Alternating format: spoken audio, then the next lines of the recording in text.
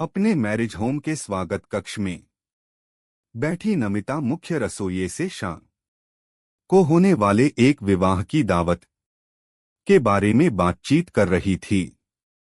तभी राहुल उसके कमरे में आया। नमिता को स्वागत कक्ष में देखकर एक बार को वह ठिठक सा गया।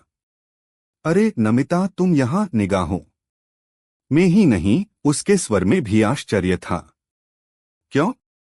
क्या मैं यहाँ नहीं हो सकती? हंसते हुए नमिता ने गर्मजोशी से राहुल का स्वागत किया और बगल में पड़ी कुर्सी की तरफ बैठने का संकेत कर रसोइये से अपनी बात जारी रखी। फिर उसे एक सूची पकड़ाकर बोली, इस सूची के मुताबिक दावत की हर चीज तैयार रखें। खाना लगभग 9 बजे होना है। कोई शिकायत नहीं सुनूंगी मैं। डॉट गया। यह क्या लफड़ा है भई? राहुल ने अचरज से पूछा। कोई खास नहीं, नमिता मुस्कराई।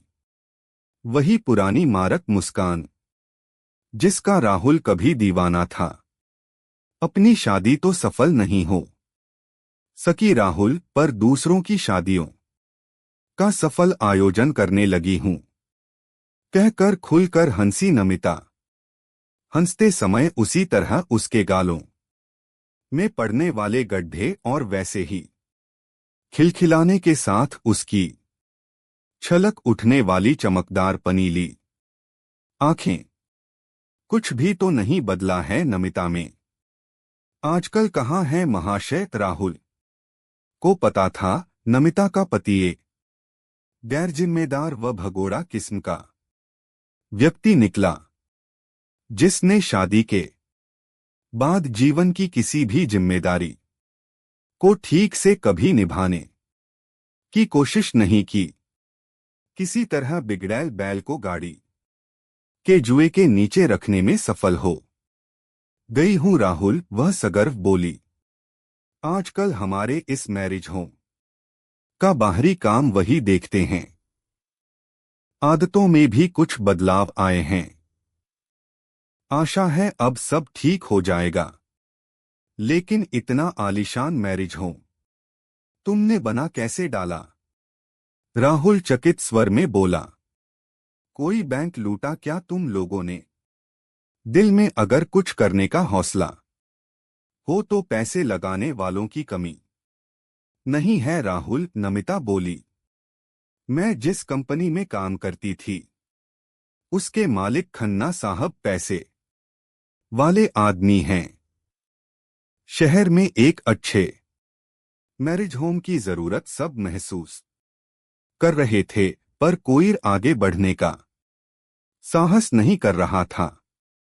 मैंने खन्ना साहब से इस संबंध में अपना प्रस्ताव रखते हुए बात की तो वे गंभीर हो गए। वे बोले, अगर तुम उसका इंतजाम कर सकती हो और सारा कुछ अपनी देखरेख में चला सकती हो तो बताओ। मैंने हिम्मत जुटाई और उन्होंने पैसा लगाया। साहस का संबल यह रहा कि मैरिज होम शहर की नाक बन गया है। अब हर अच्छी शादी का इंतजाम हम करते हैं। हर अच्छी दावत हमारे यहां से होती है। और आप आश्चर्य करेंगे कि हमारे पति महाशय को अब सिर उठाने की फुर्सत नहीं मिलती। रात दिन इसके प्रबंधन में जुटे रहते हैं। खुश भी हैं और संतुष्ट भी।